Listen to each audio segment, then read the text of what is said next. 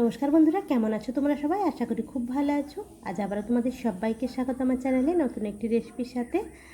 আজকে বানাতে চলেছি অসময়ের শিম দিয়ে দুর্দান্ত স্বাদের একটি রেসিপি। তো চলো কথা না বাড়িয়ে রেসিপিতে চলে যাই।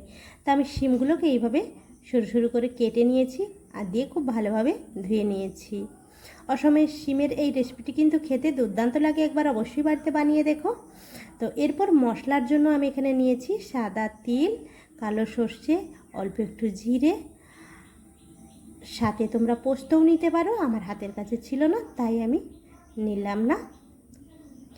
এরপর এর সাথে দিয়ে দেব এক টুকরো আদা একটু কুচি করে নিয়েছি। এরপর দিয়ে দেব ঝাল অনুযায়ী লঙ্কা আর দিয়ে দেব একটা বড় সাইজের পেঁয়াজ কুচি। এরপর এটাকে বেটে নেব। মশলাটা বেটে এক সাইডে রেখে দিলাম। এরপরে একটা কড়াই বসিয়ে তাতে তেল গরম করে তুলে দিলাম ধুয়ে রাখা শিমগুলো। পরিমাণ মতো নুন দিয়ে দেব, দিয়ে শিমটাকে ভেজে নেব। এই রেসিপিটা বানাতে খুব একটা বেশি সময় কিন্তু লাগে না, খুবই অল্প সময়ে হয়ে যায়। তো দেখো ঢেকে এইভাবে একটু নাড়াচাড়া করে নিয়েছি। শিমটাকে আরও সরু সরু করে কাটলে আরও কিন্তু ভালো হতো। আমার হাতে খুব একটা সময় ছিল না তাই এইভাবে কেটে নিয়েছি আর একটু দেখে নিয়েছি কতটা সেদ্ধ হলো। তো মোটামুটি আমার হয়ে গেছে। এরপর দিয়ে দিলাম একটা বড় সাইজের টমেটোটা কুচিয়ে দিয়েছি। তোমরা চাইলে বেটেও দিতে পারো বা গ্রেট করে দিতে পারো, খেতে কিন্তু বেশ লাগে। আর বেটে দিতে গেলে সেটা একটু পরে দিতে হতো। এরপর দিয়ে দেব আগে থেকেই ভেজে রাখা চিংড়ি মাছগুলো। সবগুলো একসাথে নেড়ে নিলাম। এরপর দিয়ে দিলাম হলুদ গুঁড়ো। এরপর দিয়ে দেব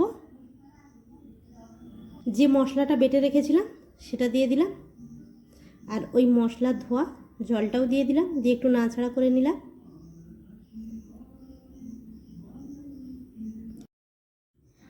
একটু নেড়ে নেওয়ার পর এরপর দিয়ে দিলাম পরিমাণ মতো জল। খুব বেশি জল দিলাম না, যেহেতু এটা খুব বেশি রস তো থাকবে না, শুকনো শুকনো হবে। তো আমার পরিমাণ মতো আমি জলটা দিয়ে দিলাম, তোমরা কম বেশি বাড়িয়ে নিতে পারো। দিয়ে দিলাম আরও একটু পরিমাণ মতো নুন, দিয়ে দিলাম স্বাদ ব্যালেন্সের জন্য সামান্য একটু চিনি। এরপর এটাকে ঢেকে একটু সেদ্ধ করে নেব। খুব বেশি সময় না, খুবই অল্প সময়। তোমরা এটাকে সব সবজিগুলোকে ভেজে তুলে নিয়ে চিংড়ি মাছের সাথে ওই মশলা দিয়ে সমস্ত রকম মশলা তেল দিয়ে বাটিয়ে করে ভাপিয়েও নিতে পারো। কড়াইতে জল দিয়ে টিফিন কৌটো বসিয়ে ভাপিয়েও নিতে পারো। খেতে কিন্তু দুর্দান্ত লাগে। সত্যি বলছি বন্ধুরা, যারা শিম খায় না তারাও কিন্তু শিম চেটে ফুটে খাবে। তো দেখো আমার রান্না কিন্তু কমপ্লিট। আমি একটা থালায় ঢেলে নিয়েছি। তো বন্ধুরা, রেসিপিটি কেমন লাগলো অবশ্যই আমাকে জানিও। ভালো লাগলে পাশে থেকে যেও। তো গরম গরম ভাত আর শিম চিংড়ি ভাপা। তো চলো, আমার তো আর তর সইল না, আমি খেতে বসে পড়লাম। তোমরাও বাড়িতে ঝটপট বানিয়ে ফেলো। সবাই ভালো থেকো, সুস্থ থেকো। টাটা।